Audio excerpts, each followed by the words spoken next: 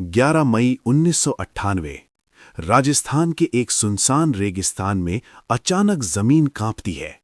हवा में धूल का एक बड़ा गुबार उठता है और दुनिया भर के सैटेलाइट्स हैरान हो जाते हैं। आखिर भारत में हुआ क्या है? किसी को कुछ पता नहीं, लेकिन कुछ ही घंटों में पूरी दुनिया समझ जाती है। भारत ने एक ऐसा कदम उठा लिया है जो इतिहास बदलने वाला है।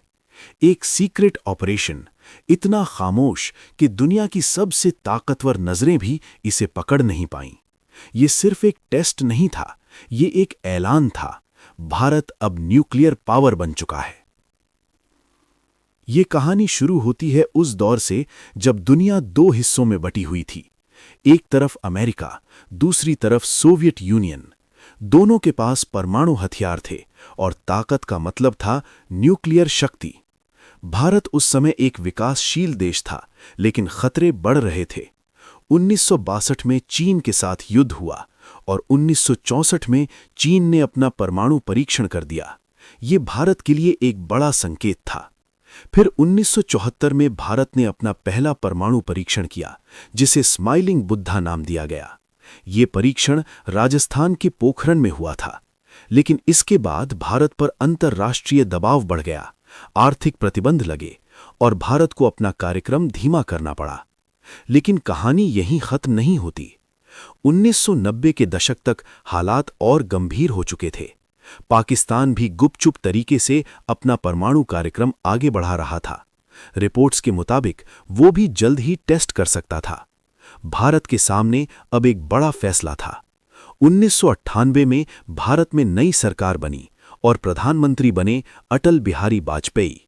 उन्होंने एक साहसिक फैसला लिया, ऐसा फैसला जो जोखिम भरा था लेकिन इतिहास बनाने वाला भी। उन्होंने तय किया, भारत को खुले तौर पर न्यूक्लियर पावर बनना होगा। अब शुरू होता है एक गुप्त मिशन जिसका नाम था ऑपरेशन शक्ति। इस मिशन को इतनी गोपनीयता के साथ प्लान किया गया कि इसकी जानकारी सिर्फ कुछ चुनिंदा लोगों को ही थी। इसमें सबसे अहम भूमिका निभाई भारत के शीर्ष वैज्ञानिकों ने, जैसे एपीजे अब्दुल कलाम और आर चिदंबरम। सबसे बड़ी चुनौती थी इस मिशन को दुनिया से छुपा कर रखना। उस समय अमेरिका के सैटेलाइट्स भारत पर लगातार नजर रख रहे थे। अगर जरा सा भी शक होता तो अंतर्राष्ट्रीय दबाव तुरंत शुरू हो जाता। इसलिए भारतीय वैज्ञानिकों ने एक बहुत ही समझदारी भरी रणनीति अपनाई। दिन में कोई काम नहीं होता था, सारा काम रात में किया जाता था। वैज्ञानिक सेना की वर्दी में आते थे ताकि सैटेलाइट इमेज में वो सैनिक लगें, वैज्ञानिक नहीं। सारे उपकरणों को भी छुपाकर लाया जाता था। ट्रकों को इस तरह कवर किया जाता था कि वो सामान्य सेना की गतिविधि लगें।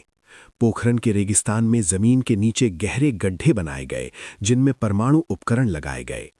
हर कदम बहुत सोच समझकर उठाया गया, हर मूव बिल्कुल सटीक था।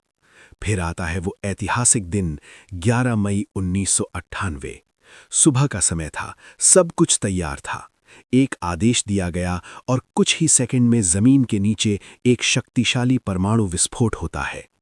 जमीन के अंदर से निकली ऊर्जा ने पूरे इलाके को हिला दिया और रेगिस्तान की मिट्टी आसमान में उड़ गई।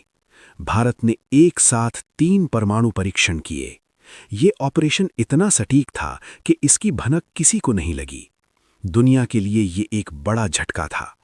जब अमेरिका और अन्य देशों ने अपने सैटेलाइट डेटा का विश्लेषण किया, तब उन्हें समझ आया भारत ने परमाणु परीक्षण कर लिया है। सिर्फ 2 दिन बाद 13 मई को भारत ने और 2 परीक्षण किए, कुल मिलाकर 5 परमाणु परीक्षण। अब आधिकारिक रूप से ऐलान हो चुका था, भारत एक न्यूक्लियर वेपन स्टेट है। इस ऐलान के बाद पूरी दुनिया में हलचल मच गई। अमेरिका और यूरोप के देशों ने भारत पर आर्थिक प्रतिबंध लगा दिए, व्यापार सीमित कर दिया गया, वित्तीय दबाव बढ़ा दिया गया। लेकिन भारत अपने फैसले पर डटा रहा। प्रधानमंत्री अटल बिहारी वाजपेयी ने साफ कहा, यह कदम देश की सुरक्षा के लिए जरूरी था। भारत ने नो फर्स्ट यूज नीति की घोषणा की, यानी भारत पहले परमाणु हमला नहीं करेगा, लेकिन अगर उस पर हमला हुआ तो जवाब भी उतना ही मजबूत होगा। इन परीक्षणों का असर सिर्फ राजनीति तक सीमित नहीं था, ये एक मानसिक बदलाव था। अब दुनिया भारत को एक मजबूत और आत्मनिर्भर देश के रूप में देखने लगी। कुछ ही दिनों बाद पाकिस्तान ने भी अपने परमाणु परीक्षण किए और दक्षिण एशिया एक न्यूक्लियर क्षेत्र बन गया। लेकिन भारत के लिए ये एक ऐतिहासिक मोड़ था। सबसे हैरान करने वाली बात यह थी कि ये पूरा मिशन इतनी गोपनीयता के साथ किया गया कि दुनिया की सबसे ताकतवर निगरानी प्रणाली भी इसे समय रहते पकड़ नहीं पाई। ये भारत की रणनीति, योजना और अनुशासन का एक बेहतरीन उदाहरण बन गया। वैज्ञानिकों ने सिर्फ तकनीक नहीं दिखाई, उन्होंने ये भी साबित किया कि सही योजना और टीम वर्क से असंभव काम भी संभव हो सकता है। आज जब हम पीछे मुड़कर देखते हैं तो 1998 का पोखरण परीक्षण सिर्फ एक वैज्ञानिक उपलब्धि नहीं था। ये एक संदेश था कि भारत अपनी सुरक्षा के लिए खुद फैसले लेने में सक्षम है।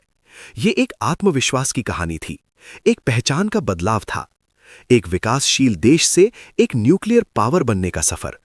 और शायद सबसे खास बात यह है, ये सब कुछ बिना किसी शोर के हुआ। न मीडिया को खबर, न दुनिया को अंदाजा। बस कुछ लोग, एक खामोश मिशन और एक धमाका जिसकी गूंज पूरी दुनिया ने महसूस की। 11 मई 1998, एक तारीख जो इतिहास में हमेशा दर्ज रहेगी, जब राजस्थान के छोटे से शहर पोखरण ने दुनिया को बता दिया, भारत अब चुप रहने वाला नहीं है।